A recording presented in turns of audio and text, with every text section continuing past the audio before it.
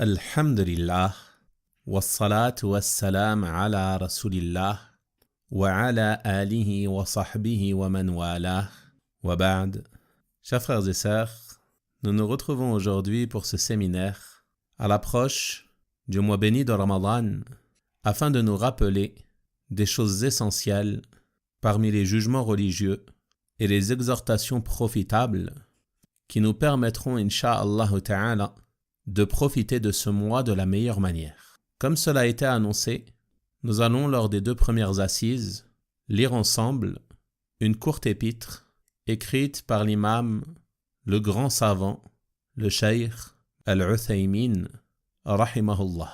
Cette épître s'appelle Nubdhatun fi s-siyam, que nous avons traduit par Notice sur le jeûne.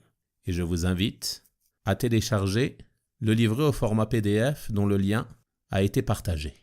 Dans cette épître, le cheikh rahimahullah a abordé une trentaine de questions parmi les règles essentielles à connaître concernant cette adoration immense qui est le jeûne. Et comme nous allons le voir, il les a mentionnées de façon très concise. Et dans ces cours, nous allons rester sur cette approche qui consiste à mentionner ces points de façon résumée afin d'avoir une vue d'ensemble sur ces règles qui nous permettra de pratiquer cette adoration d'une manière qui plaît à Allah subhanahu wa ta'ala et conforme à la sunna de son messager sallallahu alayhi wa sallam. Et nous n'allons pas rentrer dans les détails de chacune des questions que nous allons aborder, mais simplement en voir un aperçu de façon résumée. Et pour ceux qui voudraient plus de détails sur une question, je vous invite à retourner au cours que j'ai donné une année précédente sur la jurisprudence du jeûne simplifié, dont le livre et l'explication audio sont disponibles sur le site An-Nasiha. Nous allons donc commencer la lecture de l'épître du Cheikh Al-Uthaymin, rahimahullah, accompagnée de quelques courtes annotations, et je demande à Allah subhanahu wa ta'ala de rendre ces assises profitables pour moi et pour vous, ici-bas et dans l'au-delà. Il a donc dit, rahimahullah, « Toutes les louanges sont à Allah, Seigneur des mondes.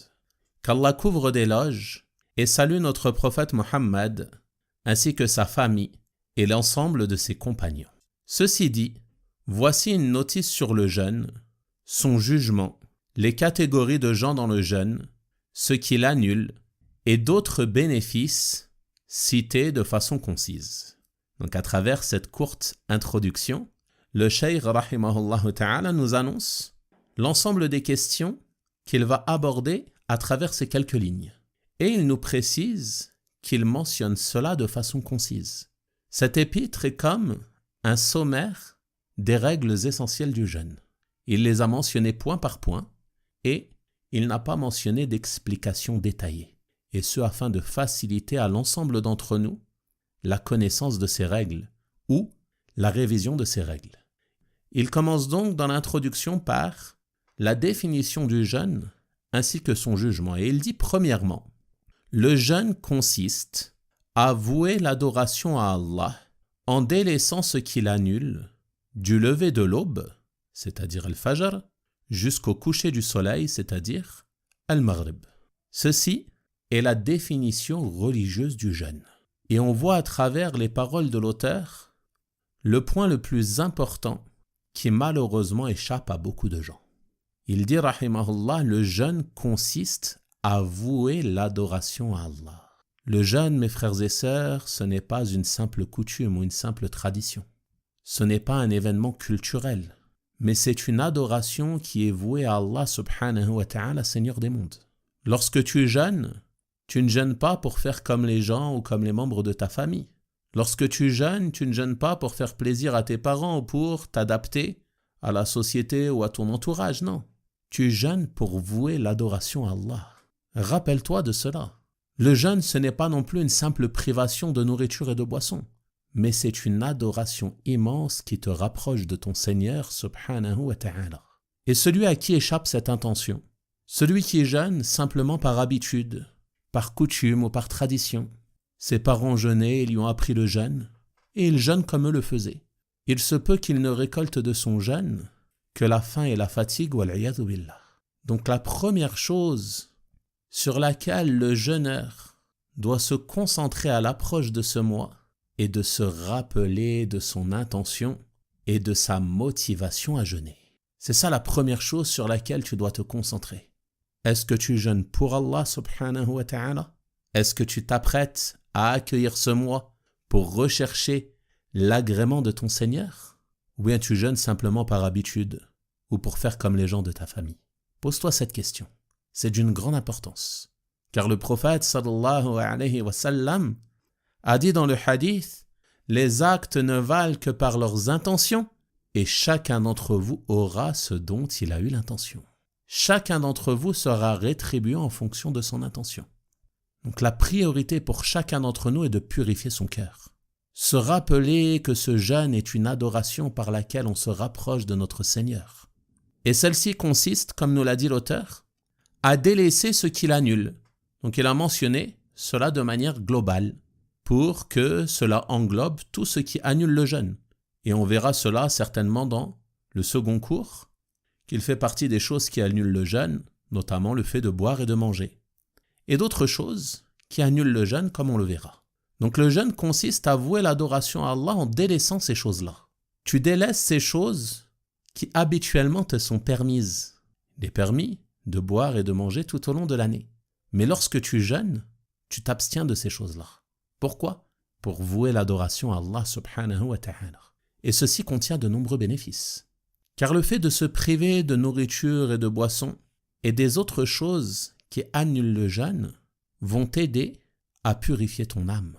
Car le jeûne rétrécit les voies du diable dans le corps de l'homme.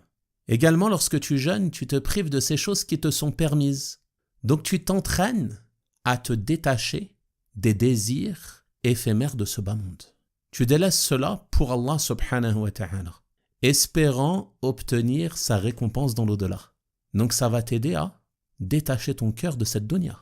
Et plus ton cœur se détache de cette dunya et s'attache à l'au-delà, plus tu auras d'enthousiasme dans l'adoration d'Allah subhanahu wa ta'ala.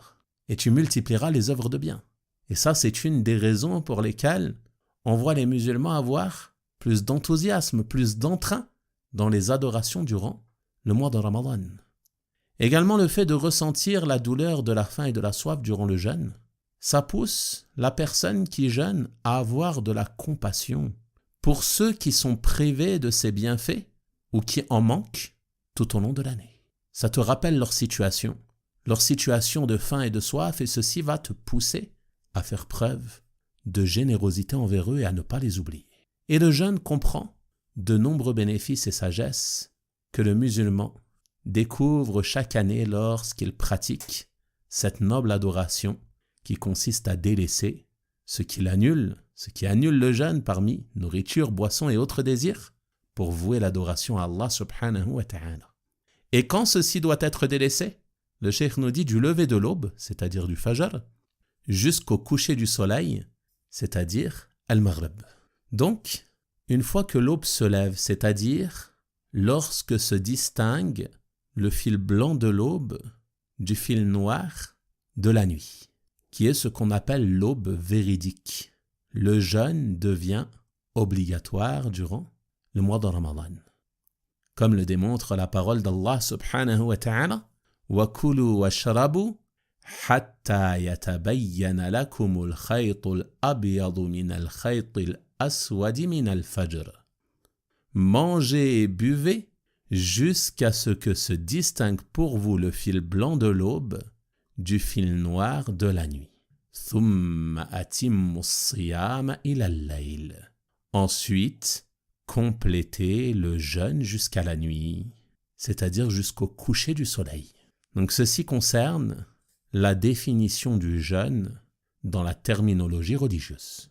Ensuite, le cheikh rahimahullah ta'ala a dit deuxièmement, le jeûne de Ramadan est un des immenses piliers de l'islam. D'après la parole du prophète sallallahu alayhi wa sallam, l'islam est fondé sur 5. L'attestation qu'il n'y a pas de Dieu en droit d'être adoré sauf Allah et que Mohammed est le messager d'Allah, l'accomplissement de la prière, l'acquittement de la zakat, le jeûne de Ramadan et le pèlerinage de la maison sacrée. Donc on voit dans ce hadith que le prophète sallallahu alayhi wa sallam a mentionné le jeûne de Ramadan parmi ces 5 choses sur lesquelles l'islam est fondé. C'est-à-dire que ce jeûne, le jeûne de ce mois, le mois de Ramadan, fait partie des piliers fondamentaux de la religion de l'islam. L'obligation de jeûner le mois de Ramadan fait partie des choses que nul n'est censé ignorer parmi les musulmans. Et son obligation est démontrée dans différents textes du Coran et de la Sunna.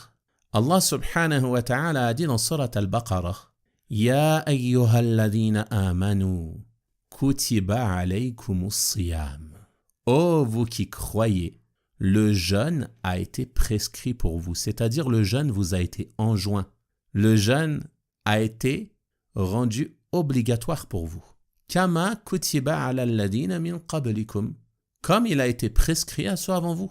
C'est-à-dire que c'est une adoration qui a été légiférée également aux communautés précédentes.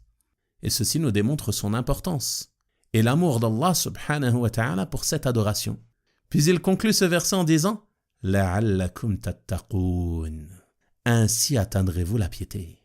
Il attire notre attention sur la finalité du jeûne, qui n'est pas de t'affamer ou de t'assoiffer, mais la finalité du jeûne est de te faire atteindre la piété.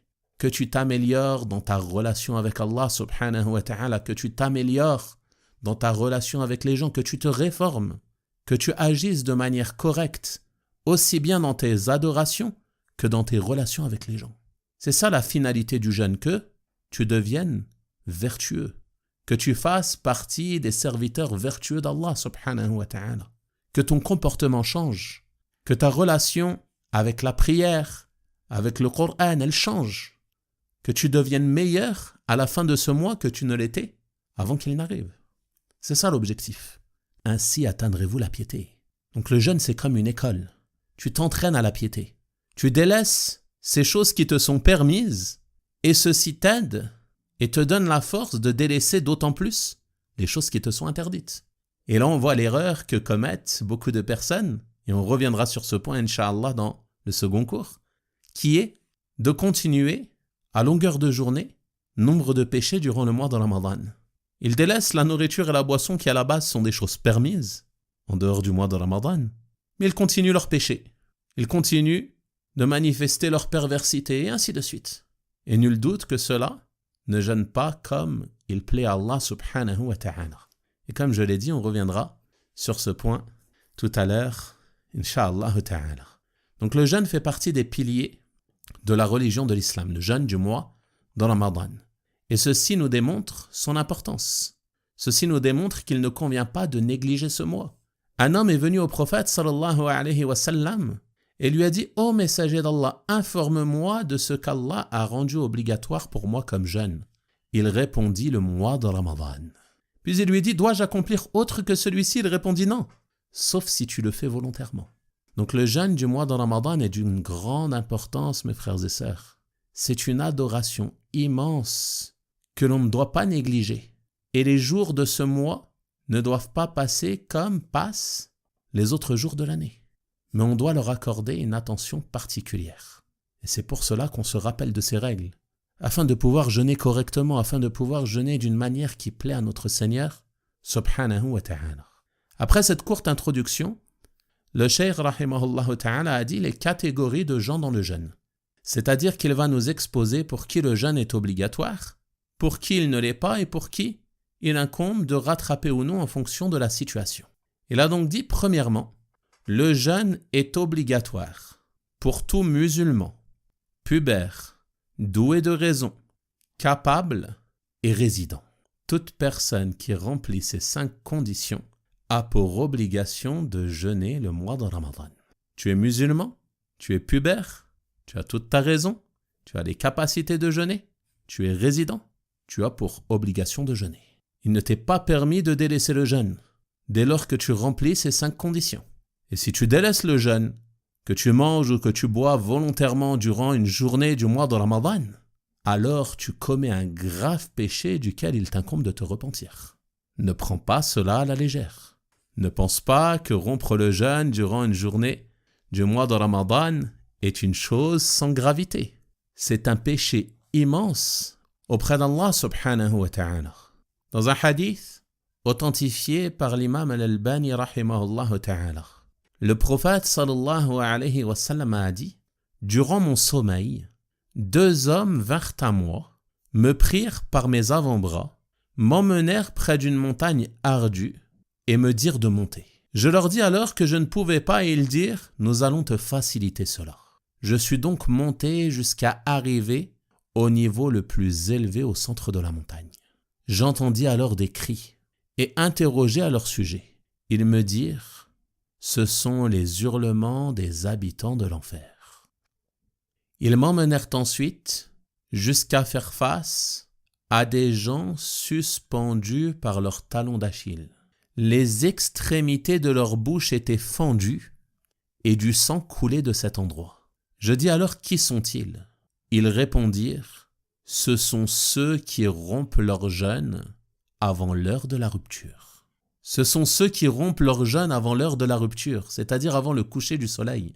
L'imam al-Albani rahimahullah, après avoir mentionné ce hadith dans son livre As-Sahiha, il dit en annotation: telle est la punition de celui qui jeûne puis rompt volontairement avant la venue de l'heure de la rupture. Il jeûne à la base, mais il rompt avant l'heure de la rupture. Ceci est sa punition. Il dit rahimahullah: quelle sera donc la situation de celui qui ne jeûne pas du tout? Nous demandons à Allah la préservation et le salut ici-bas et dans l'au-delà. Amin. Voyez donc que ceci n'est pas une chose à prendre à la légère. Il y a certains insouciants parmi les jeunes affiliés à la religion de l'islam qui plaisantent parfois avec ce sujet. Certains même peuvent se lancer des défis ou autres, oubliant que ce jeûne est une adoration, comme on l'a dit. Donc ne prends pas à la légère cela. Tu es musulman, tu es pubère, tu as ta raison, tu es capable de jeûner, tu es résident. Tu as pour obligation de jeûner le mois de Ramadan. Allah subhanahu wa ta'ala dit dans son noble livre: فَمَنْ شَهِدَ مِنْكُمُ الشَّهْرَ فَلْيَصُمْهُ. Quiconque d'entre vous est présent en ce mois, observe ce mois alors qu'il jeûne. Ceci est un ordre d'Allah subhanahu wa ta'ala. Donc la première condition est l'islam. Comme on va le voir, le jeûne n'est pas obligatoire pour le mécréant. La deuxième condition est la puberté. C'est-à-dire que dès lors que l'enfant devient pubère, il est obligatoire pour lui de jeûner. Et on va voir qu'avant la puberté, on lui ordonne afin qu'il s'y habitue. Mais une fois pubère, le jeûne est obligatoire. Et il se peut qu'il soit pubère à 10 ans, à 11 ans, à 12 ans, ou autour de cet âge-là. Donc les parents doivent donner de l'importance à cela et enseigner à leurs enfants quels sont les signes de la puberté. Et les gens de science ont mentionné que l'enfant devient pubère si apparaît la pilosité pubienne. Dès lors que celle-ci est présente, alors l'enfant est pubère et il a pour obligation de jeûner. Il a pour obligation l'ensemble des obligations religieuses qui incombent aux musulmans, que ce soit un garçon ou une fille. Parmi les signes de la puberté également, il y a ce que l'on appelle al-ihtilam, ou la pollution nocturne, qui consiste à ce qu'il se produise une émission spontanée de liquide séminal durant le sommeil. Si cela se produit chez le garçon ou la fille, il devient pubère, quel que soit son âge. Et il lui incombe tout ce qui incombe aux adultes, en termes d'obligations religieuses. Le troisième signe est un signe qui est spécifique aux filles et c'est l'apparition du sang des menstrues. Dès lors que la jeune fille a ses premières menstrues, elle devient pubère. Mais ce n'est pas le seul signe. Beaucoup de parents pensent que cela est le seul signe de la puberté. Et ils omettent les 2 précédents que l'on vient de mentionner. Donc ceci est un signe parmi les signes. Dès lors que celui-ci est présent, la fille est pubère, elle a pour obligation ce qui incombe à la femme musulmane en termes d'obligations religieuses. Enfin, la 4e chose par laquelle l'enfant peut devenir pubère, c'est dès lors qu'il atteint l'âge de 15 ans. C'est-à-dire que si aucun des signes que nous venons de mentionner n'apparaît, alors à 15 ans, il devient automatiquement pubère. Et il a pour obligation de jeûner, ainsi que tout ce qui incombe en matière de religion, car il est désormais responsable. Avant la puberté, la plume est levée, comme le prophète sallallahu alayhi wa sallam a dit dans le hadith. La plume est levée pour 3 et il a mentionné l'enfant jusqu'à ce qu'il devienne pubère. La 3e condition, c'est la raison.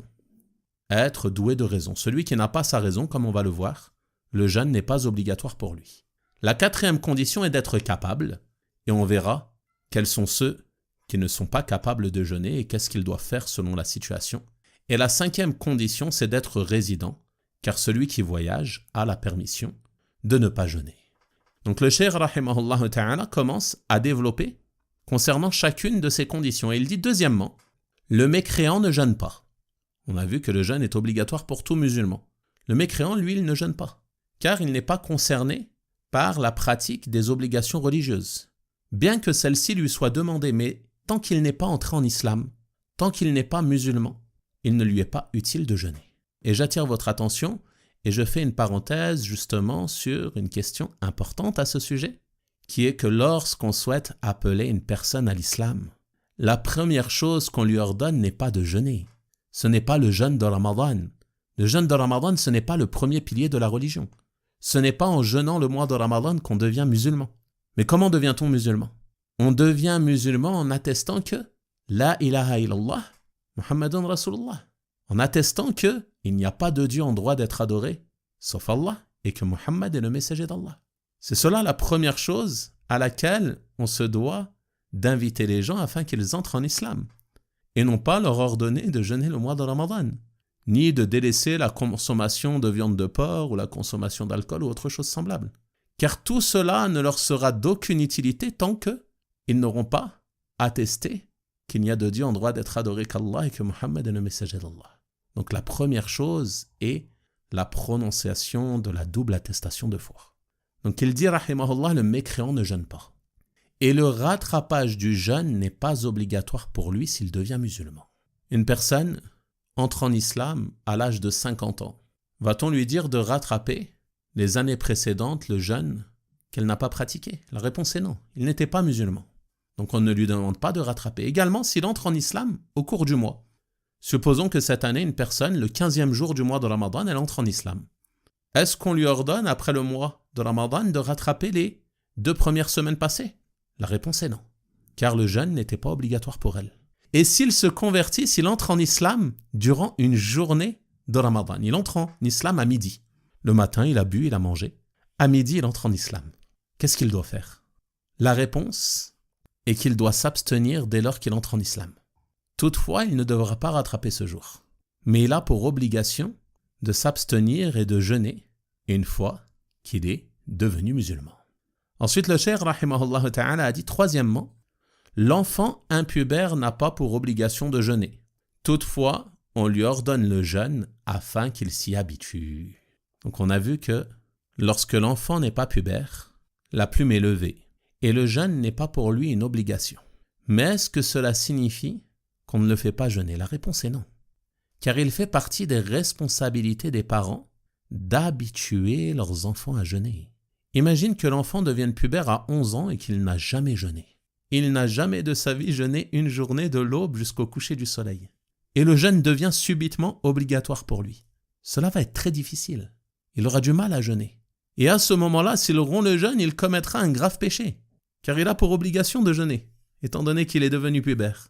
C'est pour cela qu'il convient de les habituer à jeûner avant cela.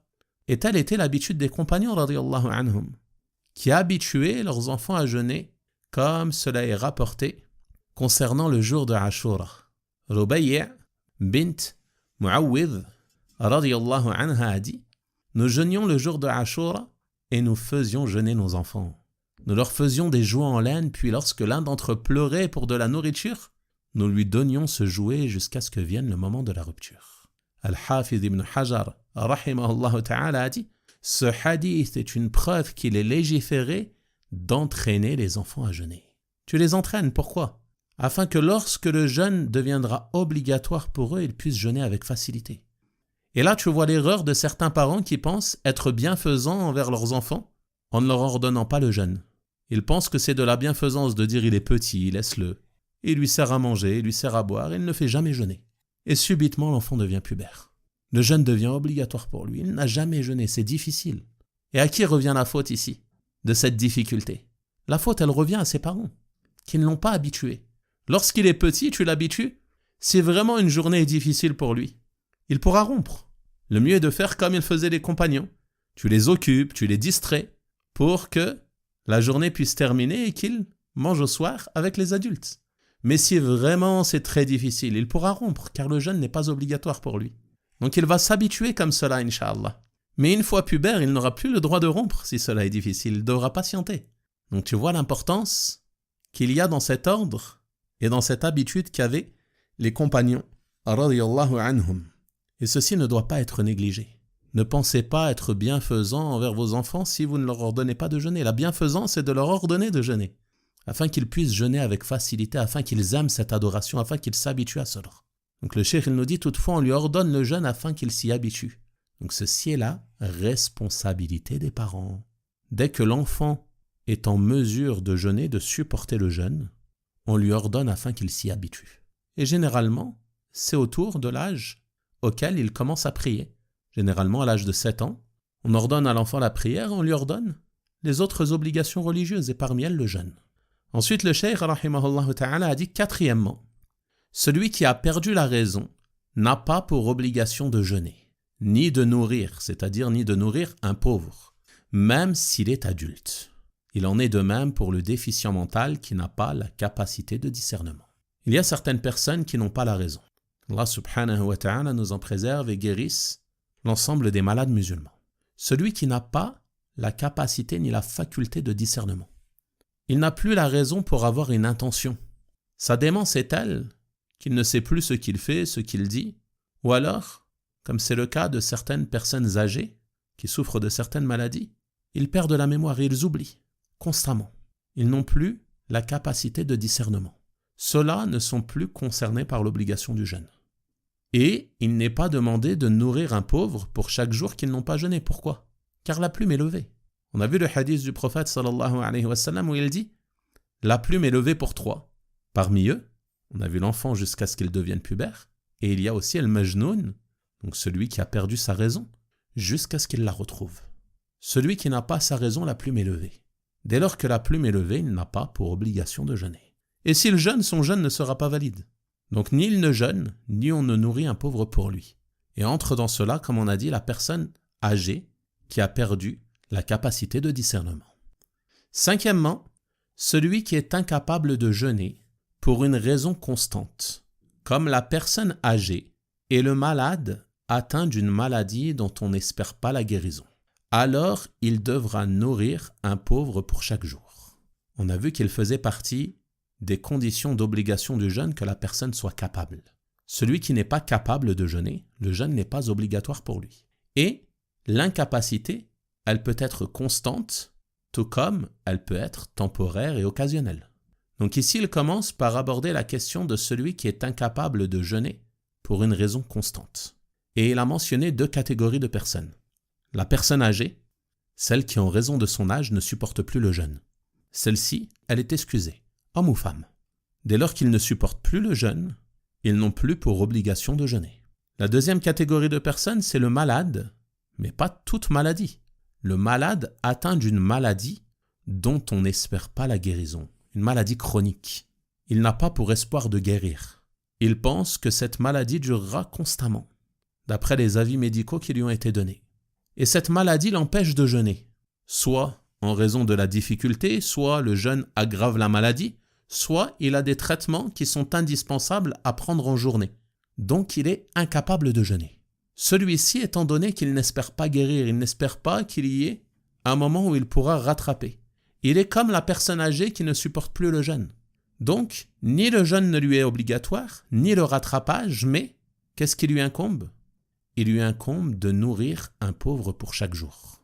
Donc si le mois fait 30 jours, il devra nourrir 30 pauvres. Et si le mois fait 29 jours, il devra nourrir 29 pauvres.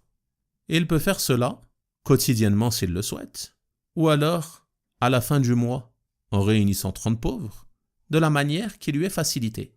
L'imam al-Bukhari rahimahullah ta'ala a dit à ce sujet, quant à la personne âgée qui ne supporte pas le jeûne, alors Anas a certes nourri un pauvre pour chaque jour lorsqu'il a vieilli durant 1 ou 2 années. Et Ibn Abbas radiyallahu anhuma a dit au sujet des personnes âgées, hommes ou femmes, qui ne peuvent pas jeûner, qu'il devait à la place nourrir un pauvre pour chaque jour. Donc celui qui est dans l'incapacité permanente de jeûner, que ce soit en raison de la vieillesse, de son âge avancé, ou en raison d'une maladie chronique dont il n'espère pas la guérison. il nourrira pour chaque jour non jeûné un pauvre, soit en offrant à ce pauvre un repas complet, soit en lui donnant un aliment parmi les nourritures communes des gens du pays, à hauteur d'un demi-sa', c'est-à-dire la moitié de ce que l'on donne pour zakat al-fitr, l'aumône de la rupture.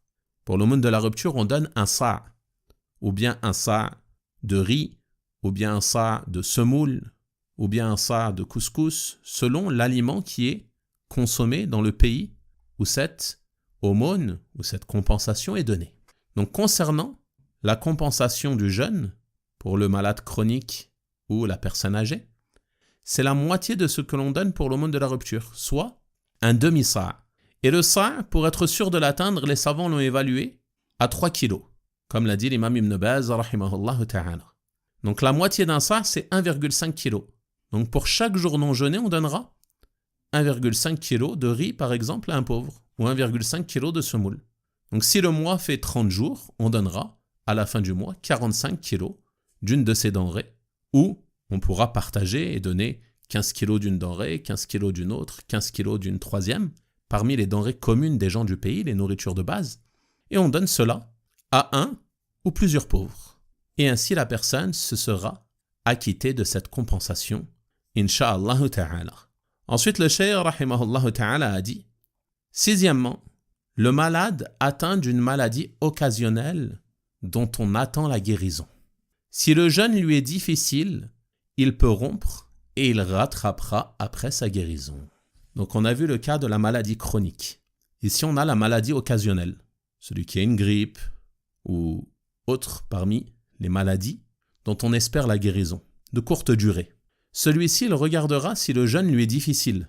C'est-à-dire que tant que le jeûne ne lui est pas difficile, que le jeûne n'aggrave pas sa maladie, qu'il n'a pas de mal à jeûner, alors le jeûne reste obligatoire pour lui. Ce n'est pas au premier rhume que l'on va rompre le jeûne. On observe s'il y a une difficulté ou non. S'il y a une difficulté, qu'il est difficile pour lui de jeûner ou qu'il craint qu'en jeûnant, la guérison soit retardée, ou alors il a besoin de prendre un cachet pour se soulager. La douleur est si intense qu'il a besoin de se soigner, de prendre un médicament durant la journée. Celui-ci, il peut rompre son jeûne, insha'Allah ta'ala, il n'y a pas de gêne. Il rompt son jeûne, il peut manger et boire durant cette journée, et après le mois de Ramadan, il devra rattraper ce jour durant lequel il a rompu une fois qu'il sera guéri. Et s'il est malade durant tout le mois, alors il rattrapera le mois complet durant l'année, de manière continue ou de manière éparpillée durant les mois de l'année. Il n'y a pas de gêne en cela, insha'Allah ta'ala, et le plus tôt sera le mieux.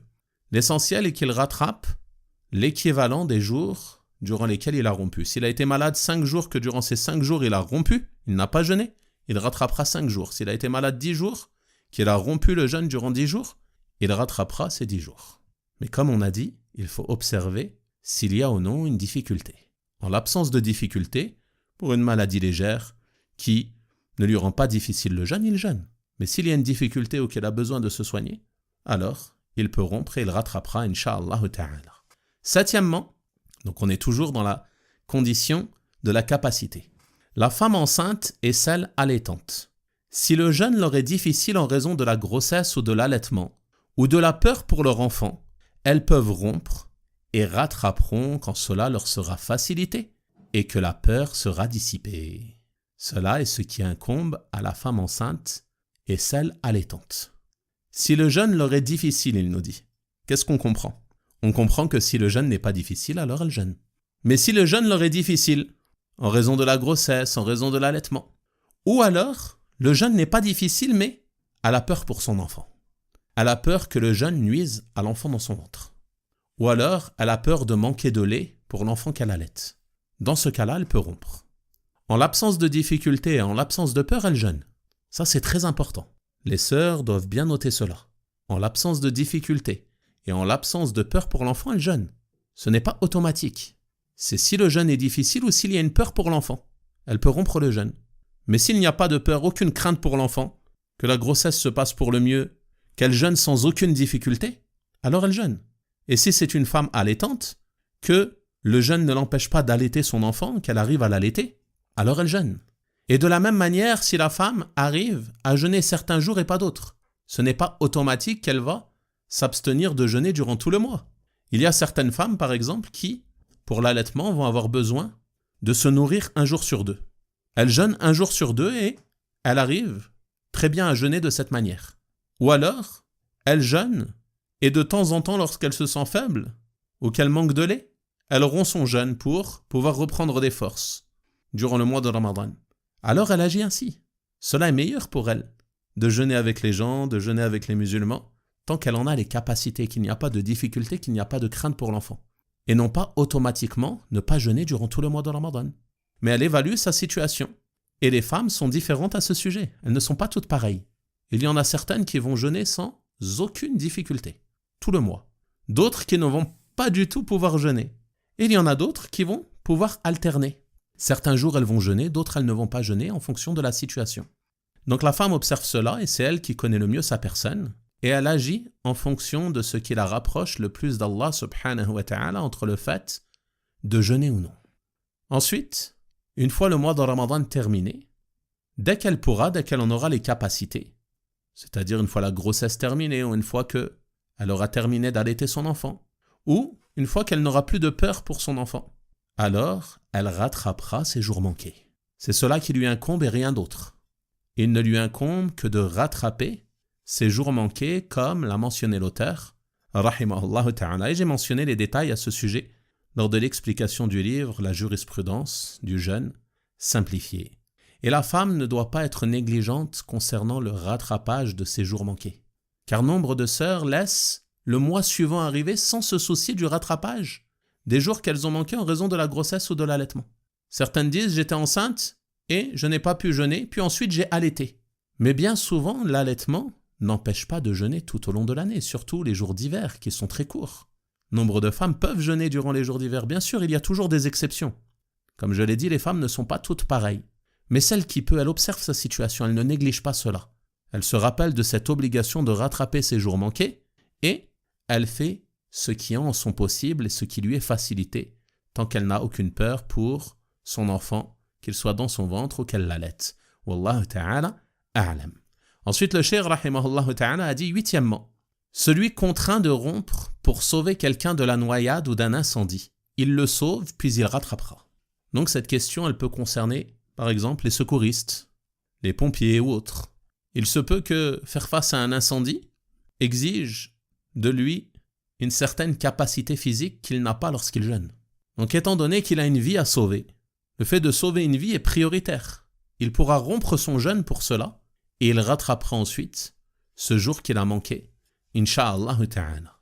Neuvièmement, la femme en état de menstru ou de lochi ne jeûne pas durant les menstrues et les lochis et elle rattrapera ce qu'elle a manqué. Ceci est une question claire parmi les questions liées au jeûne qui est le fait que lorsque la femme est en état de menstru ou de lochi, elle ne jeûne pas. Et il est important de souligner qu'il lui est interdit de jeûner. Car certaines femmes, durant cette période, qu'est-ce qu'elles font? Elles s'abstiennent tout de même de manger et de boire, comme si elles jeûnaient. Et ceci est contraire à ce qui est légiféré, car le jeûne lui est interdit. Donc elle ne doit pas s'assimiler au jeûneur. Mais durant sa journée, elle doit ne serait-ce que boire une gorgée d'eau, pour ne pas être semblable au jeûneur. Et elle peut boire et manger. Il n'y a aucune gêne en cela.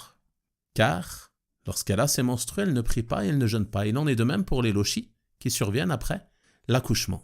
Et le rattrapage est obligatoire pour elle. Car Aïcha radiyallahu anha a été interrogée à ce sujet et elle a dit « Ceci nous arrivait au temps du prophète sallallahu alayhi wa sallam, on nous ordonnait de rattraper le jeûne, mais pas la prière. » Donc, la femme qui a ses menstrues ou ses lochis, elle s'abstient de jeûner. Une fois purifiée, elle reprend le jeûne bi'idhnillahi ta'ala et après le mois, elle rattrape ses jours manqués. Et j'attire ici votre attention sur deux points. Le premier est que si les menstrues surviennent, ne serait-ce que quelques instants avant le coucher du soleil, cette journée n'est pas valide.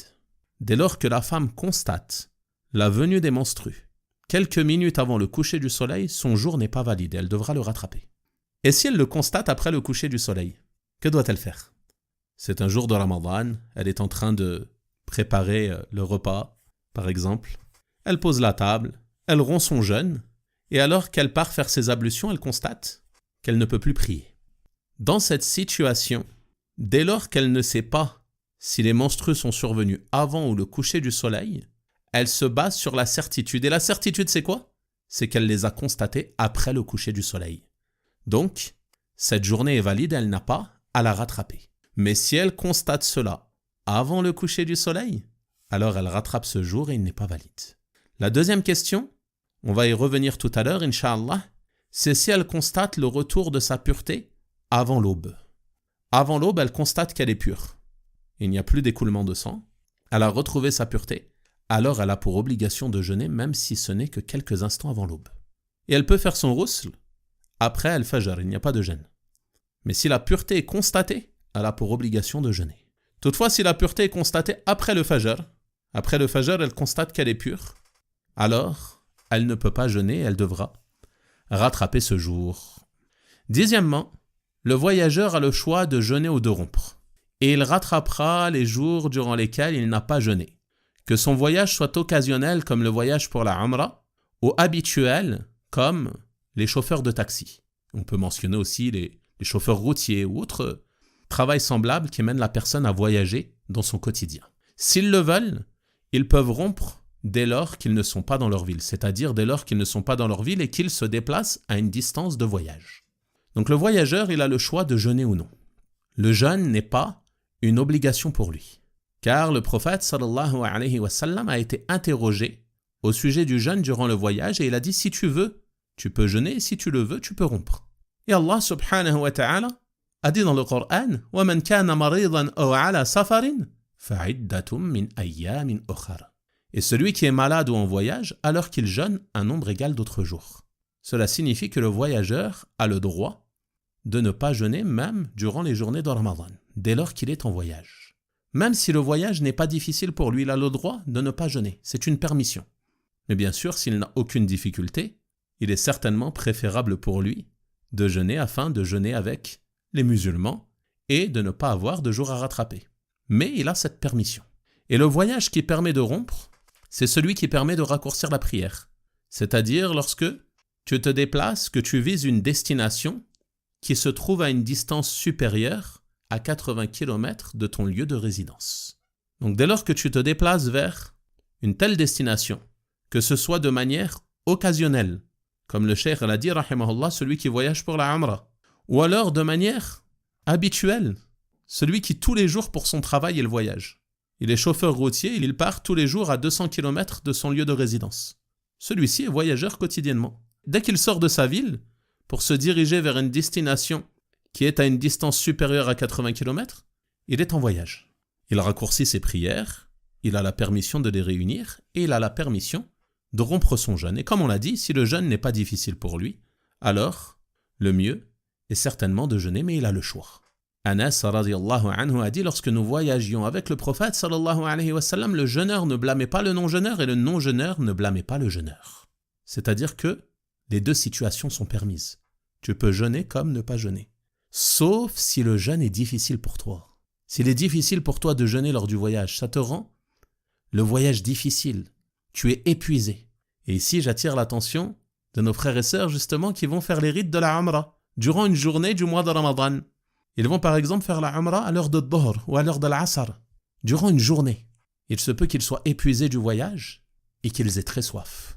Certains vont jeûner et dire la journée est presque finie et ils vont faire la Umrah en traînant les pieds, avec beaucoup de difficultés. Et peut-être que cette fatigue et cette soif et cette faim vont les empêcher d'accomplir cette adoration pour laquelle ils ont voyagé d'une bonne manière. Peut-être qu'ils vont la négliger, peut-être qu'ils vont se dépêcher, s'empresser de terminer en raison de la fatigue, de la faim et de la soif.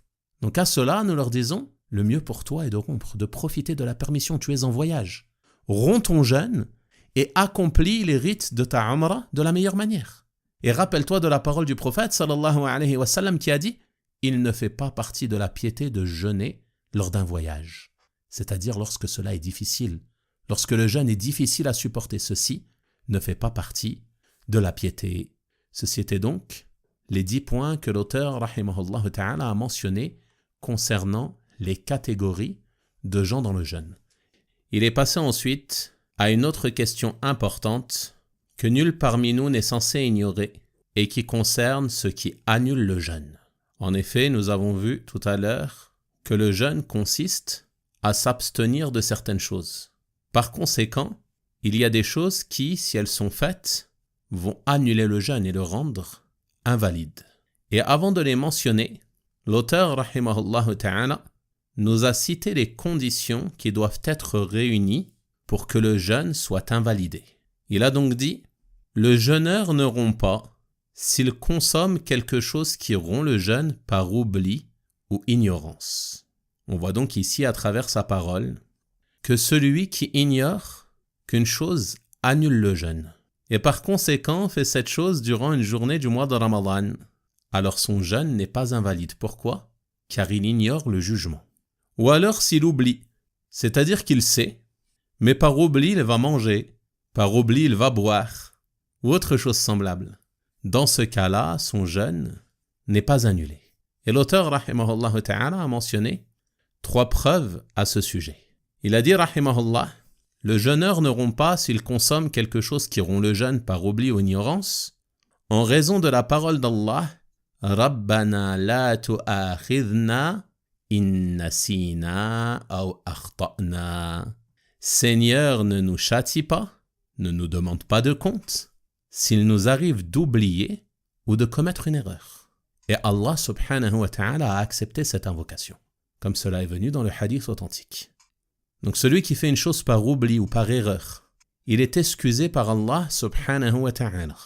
Puis il dit, rahimahullah, et sa parole, « Illa man ukriha wa qalbuhu mutma'innun bil iman » sauf celui qui a été contraint alors que son cœur demeure apaisé par la foi. Puis il dit, rahimahullah, et sa parole, وَلَيْسَ عَلَيْكُمْ جُنَاحٌ فِيمَا أَخْطَأْتُمْ بِهِ وَلَكِنْ مَا تَعَمَّدَتْ قُلُوبُكُمْ. Nul blâme à vous pour ce que vous faites par erreur, mais pour ce dont vos cœurs ont l'intention. C'est-à-dire que si une personne fait une chose par erreur, n'a pas l'intention, elle vise autre chose, alors celle-ci est excusée. Et le cheikh, rahimahullah, a mentionné des exemples de cela et il a dit, si par oubli, le jeûneur mange ou boit, son jeûne n'est pas corrompu car c'est un oubli. Il passe à côté d'une bouteille d'eau, il oublie qu'il jeûne, il la prend et il boit. Il est excusé, son jeûne est valide, il peut continuer de jeûner. Et son jeûne n'est pas annulé. Le prophète sallallahu alayhi wa sallam a dit dans le hadith authentique rapporté par les imams al-Bukhari et Muslim rahimahumallahu ta'ala, celui qui mange ou boit par oubli lorsqu'il jeûne, alors qu'il continue de jeûner, c'est seulement Allah qui l'a nourri et abreuvé. Donc ce hadith est une preuve explicite démontrant que l'oubli est une excuse. C'est-à-dire que celui qui a mangé ou bu par oubli, son jeûne est valide et il est excusé, incha'Allah ta'ala, il n'a pas à le rattraper. Par contre, dès lors qu'il se rappelle, il doit immédiatement s'arrêter. Il est en train de boire, il se rappelle qu'il jeûne, il doit cesser immédiatement de boire. Et l'eau qui lui reste dans la bouche, il ne l'avale pas. De la même manière, s'il a mangé par erreur, il n'avale pas ce qui reste dans sa bouche. Car s'il l'avale volontairement en se rappelant, alors son jeûne est annulé. Mais tout ce qui a été avalé par oubli, pour cela il est excusé. Ensuite il dit, rahimahullah, s'il mange et boit en croyant que le soleil s'est couché, ou que l'aube ne s'est pas encore levée, son jeûne n'est pas corrompu en raison de son ignorance. Donc on voit qu'il y a l'ignorance du jugement et l'ignorance du temps également. Si une personne se lève et ignore que le temps de l'aube est arrivé, à supposer que durant la nuit sa montre se soit déréglée. Elle sait que le fajr est à 6h et elle voit que la montre indique 5h30. Donc elle boit et elle commence à manger. Puis quelqu'un arrive et l'informe que le fajr est levé. Et elle constate que sa montre était déréglée. Dans ce cas-là, son jeûne est valide. Et elle s'arrête de boire et de manger dès lors qu'elle sait que l'aube est levée. Et rien ne lui incombe, incha'Allah ta'ala. Toutefois, j'attire votre attention sur le fait qu'il ne faut pas être négligent à ce sujet. Certaines personnes se lèvent et ne regardent pas l'heure. On ne va pas regarder à quelle heure est le fajr, par exemple. Ceci est une forme de négligence. Ici, on parle réellement de la personne qui ignore. De la même manière, la personne qui pense que le soleil s'est couché, comme les gens qui peuvent se trouver dans des endroits désertiques et qui observent le coucher du soleil. Parfois, le ciel est nuageux, on n'observe pas bien le soleil. Ils pensent qu'il s'est couché, ils commencent à manger. Ils rompent leur jeûne. Puis le ciel se dégage et ils observent que le soleil n'est pas encore totalement couché. Alors ils s'abstiennent à ce moment-là, ils continuent de jeûner jusqu'à ce qu'ils se couchent complètement, et ils sont excusés pour ce qui est passé. Pourquoi? En raison de leur ignorance du temps et de leur erreur. Ensuite, il dit, rahimahullah, s'il se rince la bouche et que l'eau atteint sa gorge involontairement, son jeûne n'est pas corrompu car c'est involontaire. Donc on voit ici une autre condition. Pour que le jeûne soit annulé, il faut que ceci ait lieu volontairement, que la personne boive volontairement, que la personne mange volontairement et autres choses semblables. Mais si cela est involontaire, la personne fait ses ablutions, elle se rince la bouche lors des ablutions et de l'eau atteint sa gorge, mais elle ne voulait pas boire. Alors elle est excusée, son jeûne est valide, incha'Allah ta'ala. Il n'y a pas de gêne en cela.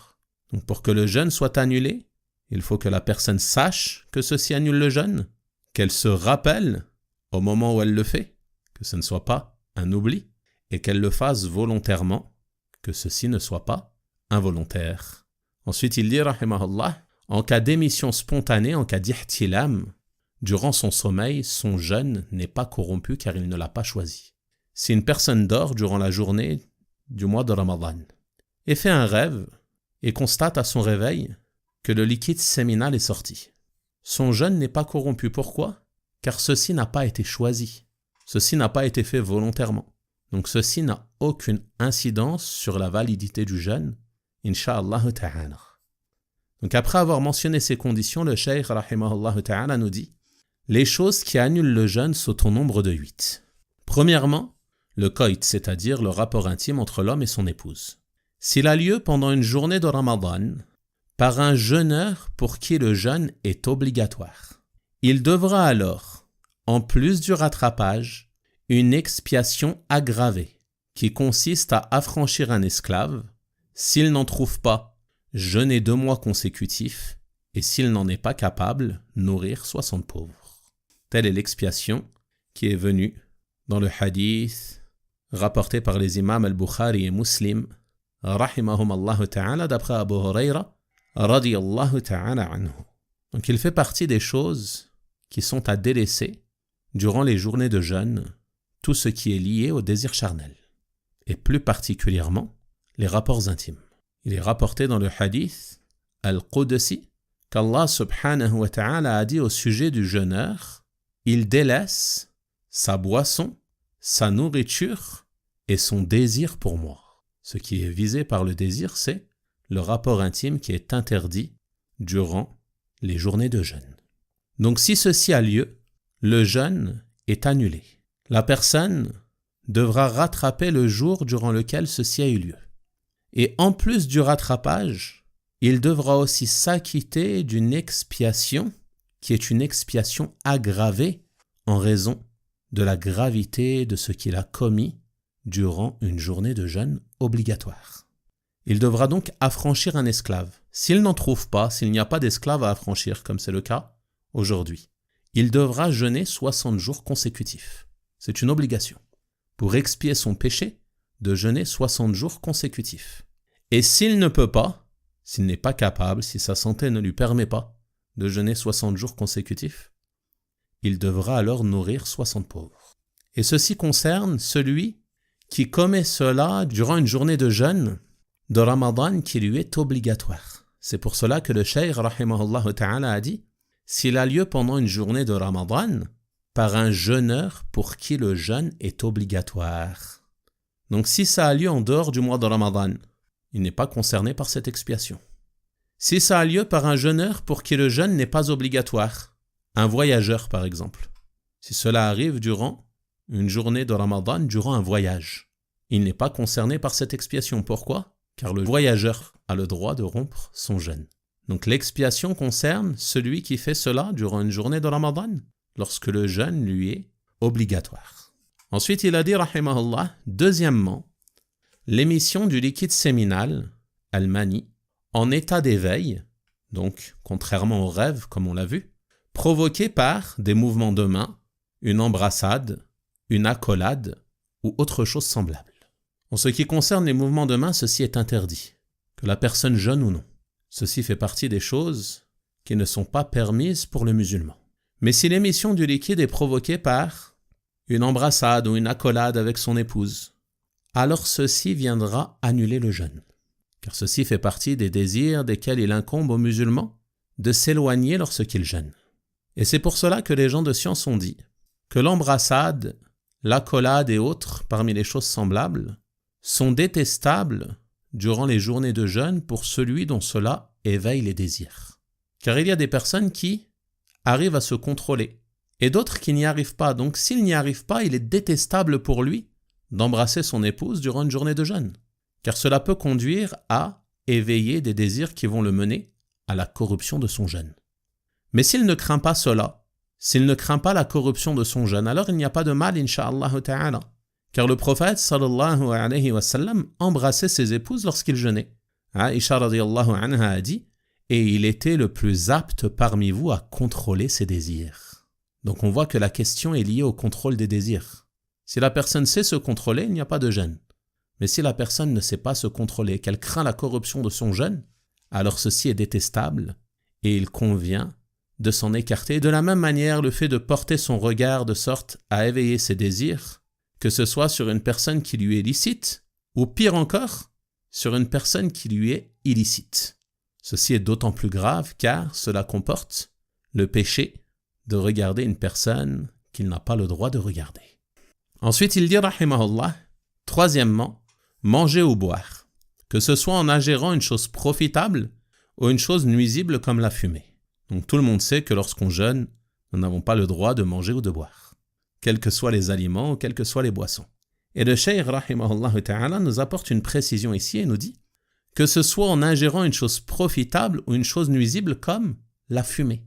Les personnes qui fument la cigarette ou autre, s'ils font cela durant une journée de jeûne, le jeûne est annulé. Ceci est une chose nuisible, elle est interdite, il y a un péché en cela. Et en plus de cela, le jeûne est annulé car ceci est ingéré. Donc ceci viendra annuler le jeûne.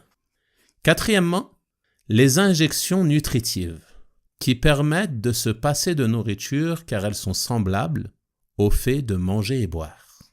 Vous savez, lorsqu'une personne est à l'hôpital, ils lui mettent parfois des perfusions qui lui permettent de se passer de la nourriture et de la boisson durant son hospitalisation. Ces perfusions-là, elles annulent le jeûne. Dans cette situation, la personne ne peut pas jeûner. Pourquoi ? Car ces perfusions, elles vont remplacer la nourriture et la boisson. C'est comme si elle mange et comme si elle boit en réalité. Ça va prendre la place de la nourriture. Et ceci n'est pas permis durant le jeûne. Ensuite, il dit, rahimahullah, quant aux injections non nutritives, elles n'annulent pas le jeûne, qu'elles soient administrées dans les muscles ou dans les veines, qu'on en ressente le goût dans la gorge ou non. Les injections non nutritives, une injection d'un antibiotique par exemple, une injection d'un vaccin, des injections d'insuline ou autre chose semblable. Ces injections-là, elles ne sont pas nutritives, elles ne nourrissent pas la personne. Par ces injections, la personne, elle ne se passe pas de nourriture et de boisson. Donc ceci n'a aucune incidence sur le jeûne. Donc si tu as un vaccin à faire, une injection non nutritive ou autre durant une journée de jeûne, il n'y a pas de jeûne, incha'Allah ta'ala, car cela n'a pas d'incidence sur la validité du jeûne. Et il nous dit que l'injection ait lieu dans les muscles ou dans les veines, car il y a des injections intramusculaires et il y a des injections qui se font directement dans les veines. Il nous dit qu'il n'y a pas de différence entre les deux.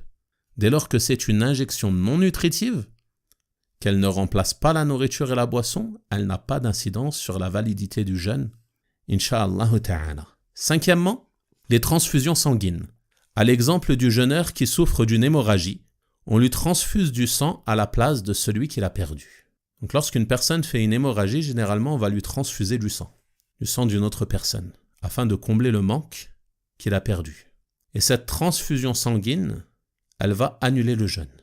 Et bien évidemment, il est fort probable qu'en raison de l'hémorragie, la personne ait déjà dû annuler son jeûne avant cela, pour se renforcer comme pour prendre de la boisson, de la nourriture, un médicament ou autre. Mais si rien de cela n'a eu lieu, alors au moment de la transfusion sanguine, le jeûne est annulé. Sixièmement, la sortie du sang des menstrues et des lochis. Dès lors que le sang commence à s'écouler, le jeûne est annulé. Comme nous l'avons vu tout à l'heure, même si cela a lieu quelques minutes avant le coucher du soleil. Si la femme constate que les écoulements ont commencé, alors le jeûne est directement annulé et elle devra rattraper ce jour durant lequel cela a eu lieu. Septièmement, extraire du sang par la hijama, ou autre chose semblable. Donc la hijama, qui consiste à extraire du sang par incision dans dessous de la peau, elle viendra annuler le jeûne. Car le prophète sallallahu alayhi wa sallam a dit dans le hadith, celui qui pratique la hijama et celui sur qui elle est pratiquée ont rompu, c'est-à-dire ont rompu leur jeûne. Et cela concerne particulièrement celui sur qui elle est pratiquée. Quant à celui qui la pratique, il a rompu son jeûne s'il la pratique comme elle était pratiquée au temps du prophète sallallahu alayhi wa sallam. Car ils aspiraient le sang au moyen de tuyaux. Aujourd'hui, la plupart de ceux qui pratiquent la hijama, ils ont recours aux ventouses ou autre chose semblable. Donc ils n'ont plus recours à ce système. Donc celui qui la pratique, son jeûne n'est pas annulé, Inch'Allah. S'il a un malade à traiter, une personne souffrante qui a besoin d'une hijama, il peut lui faire, il n'y a pas de jeûne. Mais celui sur qui elle est pratiquée, alors celui-ci a rompu son jeûne.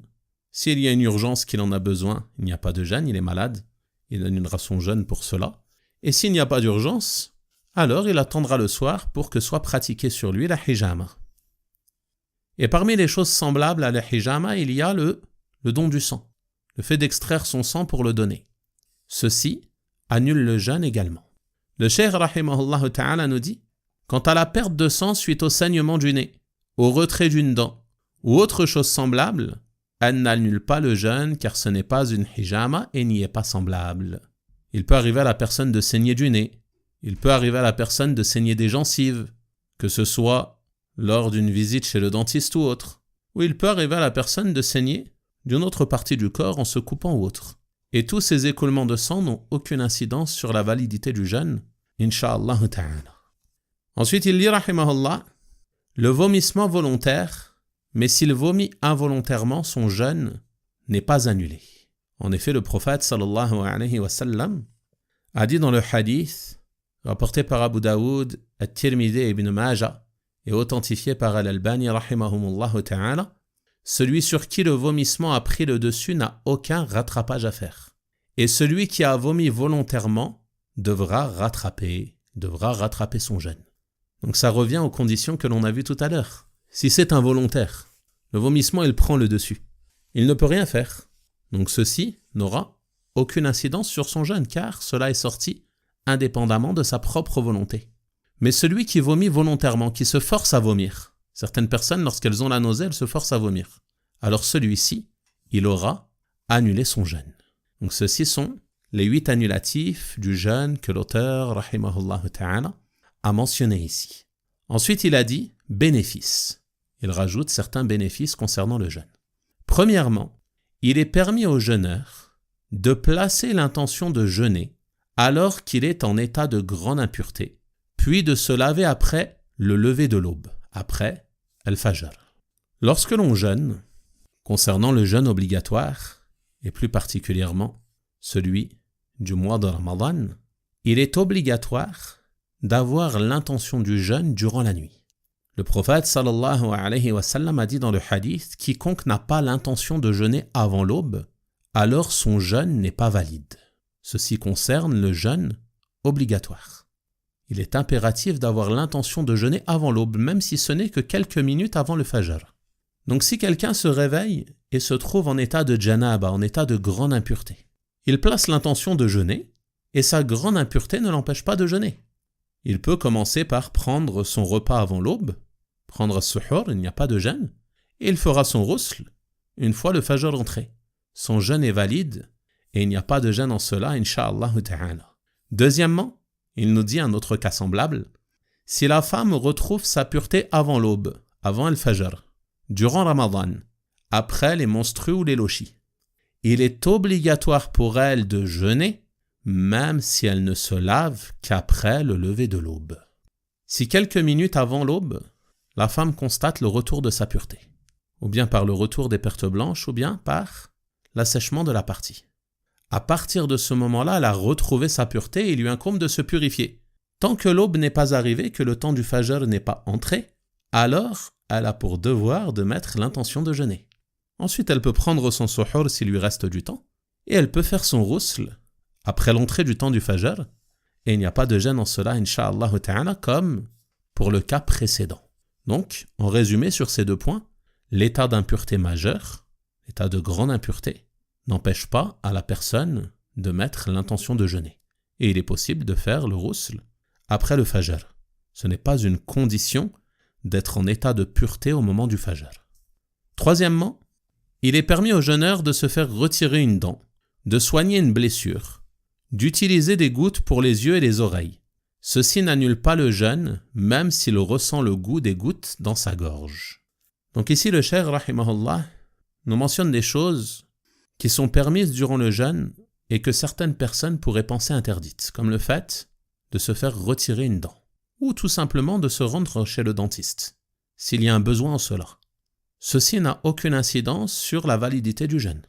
Toutefois, la personne, lors de sa visite chez le dentiste, elle devra s'efforcer de ne rien avaler volontairement et d'avertir le dentiste qu'elle est en état de jeûne et qu'elle aura besoin d'évacuer ce qu'il y a dans sa bouche régulièrement. Et son jeûne est valide, incha'Allah ta'ala. Mais s'il n'y a pas de besoin, qu'il n'y a pas d'urgence, que la personne peut repousser son rendez-vous à après le Ramadan, alors ceci est meilleur et plus prudent. Mais en cas de besoin, il n'y a pas de jeûne. Il nous dit aussi qu'il est permis de soigner une blessure.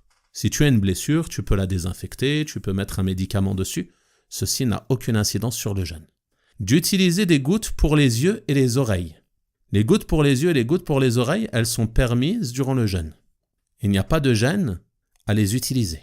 Et il nous dit même si on ressent le goût, car il y a certaines personnes, lorsqu'elles mettent des gouttes dans leurs yeux ou des gouttes dans leurs oreilles, elles vont ressentir le goût de ces gouttes dans leur gorge. Toutefois, ceci n'a aucune incidence, incha'Allah ta'ala. Le jeûne est valide. Par contre, les gouttes nasales, celles qui sont mises dans le nez et qui vont, elles, atteindre l'estomac, elles ne sont pas permises durant le jeûne. Et elles vont l'annuler. Donc ici, le cheikh, il nous parle des gouttes pour les yeux et pour les oreilles. Il n'y a pas de jeûne. Mais les gouttes nasales, elles ne sont pas permises. Ensuite, il dit, rahimahullah, quatrièmement, il est permis au jeûneur d'utiliser le siwak en début de journée et en sa fin. C'est une sunna pour lui, comme pour ceux qui ne jeûnent pas. Le siwak, il est recommandé pour tout musulman de manière générale, et plus particulièrement au moment des ablutions, avant la prière et durant les autres moments recommandés. Et ceci est général, que ce soit durant le jeûne ou en dehors de la période du jeûne. Donc il n'y a aucune gêne à utiliser son siwak lors des ablutions, durant le mois de Ramadan, lorsque l'on jeûne, que ce soit en début ou en fin de journée. Il n'y a aucune gêne à utiliser son siwak avant la prière, même pour le Dhuhr et l'Asr, durant le jeûne. Car ceci est recommandé de manière générale, c'est une sunnah. Le prophète sallallahu alayhi wa sallam a dit dans le hadith, « Si je ne craignais d'imposer une gêne à ma communauté, je leur aurais ordonné le siwak à chaque prière. » Il n'a pas dit en dehors du jeûne, il a dit à chaque prière, pour celui qui jeûne comme pour celui qui ne jeûne pas. Donc ceci est recommandé de manière générale et n'a aucune incidence sur la validité du jeûne. Cinquièmement, il est permis au jeûneur de faire ce qui le soulage de la forte chaleur et de la soif, comme se rafraîchir à l'aide de l'eau ou d'un climatiseur. Donc ici, lorsque le cheikh, rahimahullah, dit comme se rafraîchir à l'aide de l'eau, il parle le fait de verser de l'eau sur son corps et non pas de boire, bien sûr. C'est évident. Il est permis donc, pour celui qui a chaud durant une journée de jeûne, qui se trouve dans un endroit où les températures sont élevées, de se rafraîchir en se baignant, en se prenant une douche ou autre chose semblable.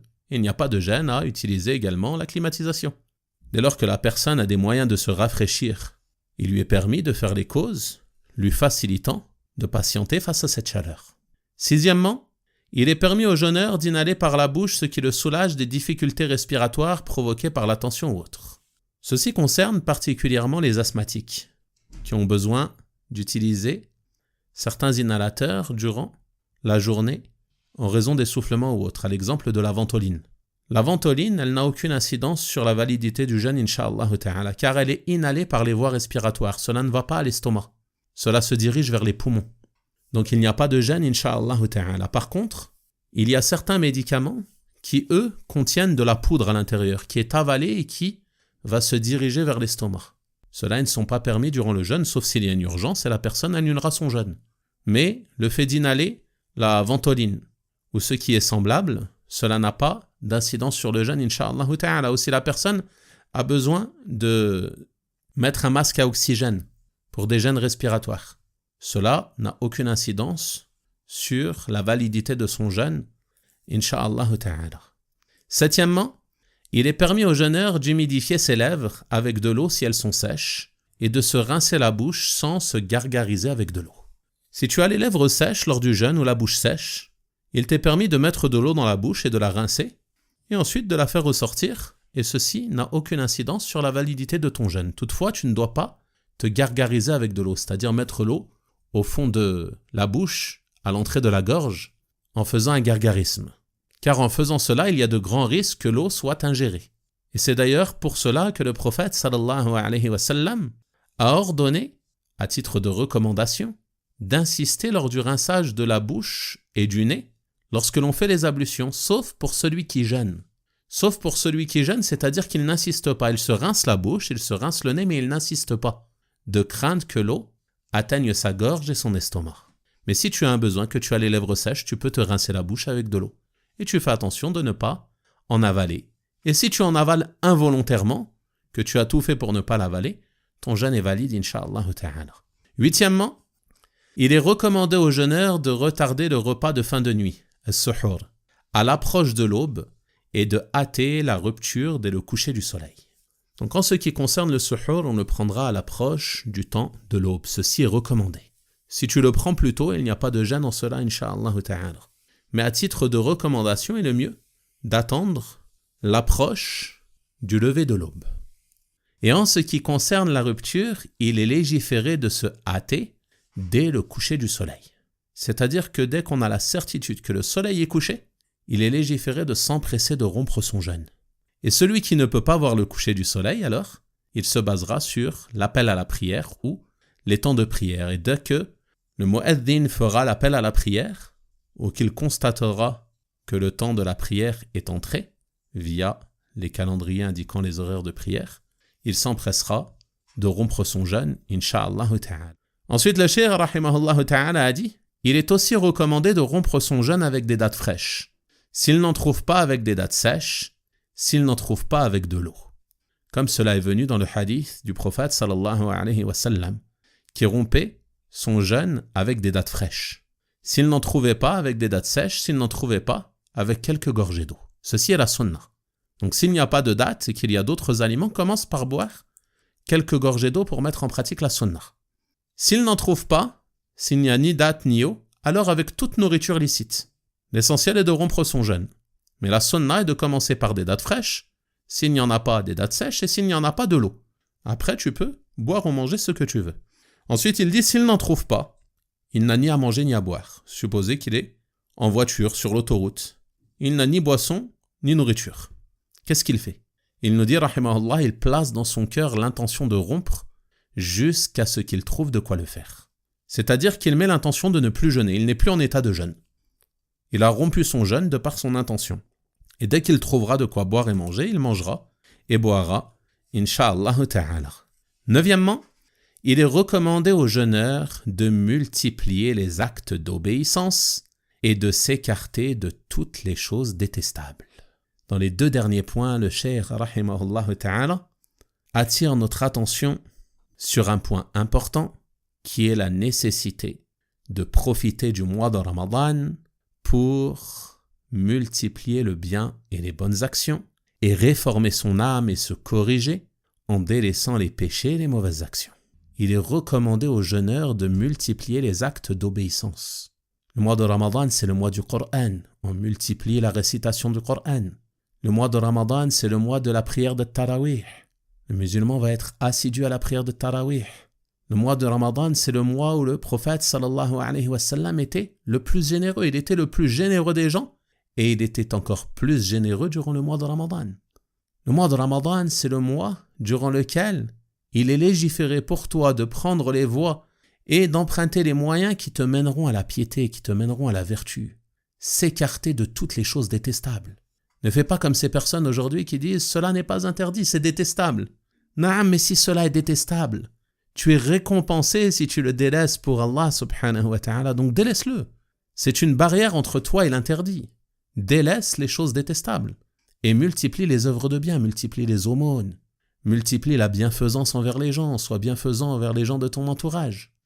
Et avant cela, accomplis tes obligations et délaisse les interdits. C'est pour cela que le cheikh, rahimahullah ta'ala, nous dit, dixièmement, il est obligatoire pour le jeûneur d'être assidu à ses obligations et de s'éloigner des interdits.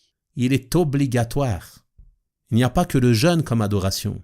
Combien de personnes affiliées à l'islam n'ont pour pratique religieuse que le jeûne, wallah al-musta'an. Pas de prière, pas de zakat, très peu de bonnes actions, beaucoup de péchés, et il n'a pour action que le jeûne du mois de Ramadan. C'est-à-dire l'abstinence de boissons et de nourriture. Car bien souvent, ils ont des journées, pour beaucoup, remplies de péchés et de mauvaises actions. Le prophète sallallahu alayhi wa sallam rapporte dans le hadith al-Qudsi qu'Allah subhanahu wa ta'ala a dit « Mon serviteur ne se rapproche pas de moi par une chose que je n'aime plus que ce que je lui ai prescrit. » La chose la plus importante, c'est ce qui est obligatoire. La chose la plus importante à délaisser, c'est les muharramat, les choses interdites, tout ce qui est haram. Donc le cheikh rahimahullah ta'ala ici il nous dit « Il prie donc les 5 prières en leur temps, durant le mois de Ramadan et en dehors du mois de Ramadan. » Mais plus particulièrement durant ce mois. Si tu ne pries pas durant le mois de Ramadan, quand est-ce que tu vas prier? Si tu ne te repens pas du délaissement de la prière durant le mois de Ramadan, quand vas-tu te repentir? Et il est surprenant de voir des personnes donner de l'importance à la prière de Tarawih, alors qu'ils ne font ni Fajr, ni Dor, ni Asr, ni Maghrib. Ils font peut-être l'Isha parce qu'ils viennent pour prier Tarawih. Tarawih qui est une prière surérogatoire, qui n'est pas obligatoire. Si tu la délaisses, tu n'as pas de péché. Je ne dis pas de la délaisser. Il faut être assidu, c'est une grande importance. Mais si tu la délaisses, tu n'as pas de péché. Par contre, tes 5 prières, elles sont obligatoires quotidiennement. Et tu dois les faire en leur temps. Inna as-salata kanat 'ala al-mu'minina kitaban mawquta. La prière demeure pour les croyants une obligation des temps déterminés. Où en es-tu de ces 5 prières? Est-ce que tu es assidu à celle-ci? C'est le moment du repentir, c'est le moment de la remise en question. Accomplis chacune de tes prières en leur temps. C'est une obligation. Il prie donc les 5 prières en leur temps. Et il les accomplit en groupe s'il fait partie de ceux qui doivent prier en groupe. Il fait partie des hommes capables, en bonne santé. Il accomplit ses prières en groupe. Il ne délaisse pas la prière en commun. Ceci fait partie des obligations et cela fait partie des choses les plus aimées par Allah. Subhanahu wa ta'ala. Mon serviteur ne se rapproche pas de moi par une chose que je n'aime plus que ce que je lui ai prescrit, les choses obligatoires. Ensuite, le cheikh rahimahullah ta'ala a dit « Il délaisse le mensonge, la médisance, la tromperie, les transactions usuraires et toute parole ou tout acte interdit. La'allakum tattaqoun, ainsi atteindrez-vous la piété. » C'est ça l'objectif du jeûne, on a vu tout à l'heure. L'objectif du jeûne, ce n'est pas de t'affamer et de t'assoiffer. C'est pour cela que le cheikh rahimahullah ta'ala nous a mentionné la parole du prophète sallallahu alayhi wa sallam qui a dit « Celui qui ne délaisse pas les paroles fausses et leur mise en pratique, Allah n'a pas besoin qu'il délaisse sa nourriture et sa boisson. » Pourquoi il dit cela? Il dit cela car ce n'est pas ça l'objectif du jeûne, ce n'est pas que tu aies faim ou que tu aies soif. Ce n'est pas ça la finalité du jeûne. La finalité du jeûne, c'est « La'allakum tattaqoun » ainsi atteindrez-vous la piété. Que tu deviennes pieux, que tu te réformes. Donc ton ventre jeûne, mais également tu vas faire jeûner ta langue. Tu vas t'écarter du mensonge, t'écarter de la médisance. Si tu passes tes journées à médire, à porter atteinte à l'honneur des musulmans, à calomnier, à mentir, quelle récompense espères-tu de ta journée de jeûne? Tu vas faire jeûner également ton ouïe et ta vue. Si tu passes ta journée sur les réseaux sociaux, sur TikTok ou je ne sais quoi, à regarder des choses honteuses, dans lesquelles tu vas voir des choses qui ne te sont pas permis de voir, où tu vas écouter et entendre des choses que tu n'as pas le droit d'écouter, des choses desquelles tu dois préserver ta vue, préserver ton ouïe. Donc lorsque tu jeûnes, tu dois également faire jeûner ton ouïe et ta vue. Préserve-les de tout ce qui est interdit, préserve-les des péchés. Quelle récompense espères-tu si tu passes tes journées dans les péchés? Quel est ce jeûne? Celui qui ne délaisse pas les paroles fausses et leur mise en pratique, c'est-à-dire la mise en pratique du faux, la mise en pratique des péchés. Allah n'a pas besoin qu'il délaisse sa nourriture et sa boisson. C'est-à-dire qu'il n'a pas atteint l'objectif du jeûne. Il se peut qu'il ne récolte de son jeûne que la faim et la fatigue. Et combien sont les jeûneurs à agir ainsi? Combien sont ceux qui passent leur mois dans les distractions futiles ou pire encore dans les distractions interdites? Donc ça, c'est d'une grande importance. Donc le cheikh rahimahullah ta'ala, il conclut ici en attirant notre attention sur cela. Il nous a mentionné les règles du jeûne pour que notre jeûne soit valide. Tout ce qu'on a mentionné avant, c'est pour que notre jeûne soit valide. Mais maintenant, il ne faut pas se contenter de cela. On ne veut pas seulement un jeûne valide. On veut un jeûne duquel on va obtenir une récompense, incha'Allah ta'ala. Un jeûne par lequel on va se rapprocher d'Allah. Un jeûne par lequel on sera meilleur en sa fin qu'en son début. On va entrer dans ce mois avec l'intention de se réformer. Et on va sortir de ce mois meilleur, incha'Allah ta'ala. Les cœurs purifiés, l'ouïe purifiée, la vue purifiée, la langue purifiée. tous les membres du corps purifiés des péchés. C'est cela l'objectif, que tu sortes meilleur de ce mois. Mais pour cela, il faut en avoir l'intention. L'intention de faire le bien, l'intention de se réformer, l'intention de se corriger et faire les causes. Pas se contenter de faux espoirs. Je vais faire, j'aimerais faire ou je ne sais quoi. Non, fais. Fais dès aujourd'hui. Pourquoi tu attends? Celui qui a des manquements déjà, pourquoi il attend le mois de Ramadan? Dès maintenant. Tu as des manquements dans ta prière, tu ne pries pas, tu négliges ta prière, corrige-la dès ce soir. Dès maintenant, corrige-toi. Tu as des manquements avec ta langue, avec ton ouïe, avec ta vue, corrige-toi dès maintenant. Et à plus forte raison durant le mois de Ramadan. Si tu n'arrives pas avant le mois de Ramadan, alors redouble d'efforts durant le mois de Ramadan. Car c'est l'occasion, le moment ou jamais. Et tu multiplies les actes d'obéissance, tu t'écartes de tout ce qui est détestable, tout ce qui est interdit, pour te rapprocher d'Allah subhanahu wa ta'ala et obtenir son amour. Et on verra, incha'Allah ta'ala, dans la conférence de ce soir, quelques conseils et recommandations afin d'optimiser son temps durant le mois de Ramadan et en profiter de la meilleure manière, incha'Allah ta'ala. Enfin, le cheikh a conclu cet épître en disant « Toutes les louanges sont à Allah, Seigneur des mondes, qu'Allah couvre d'éloges et salue notre prophète Muhammad, ainsi que sa famille et l'ensemble de ses compagnons. » Donc, comme vous le voyez, l'auteur, rahimahullah ta'ala, a abordé ces questions de façon très concise et résumée. Ceci n'est qu'un sommaire des questions liées aux jeûnes qui nous a permis d'en prendre connaissance ou de s'en rappeler et se les remémorer.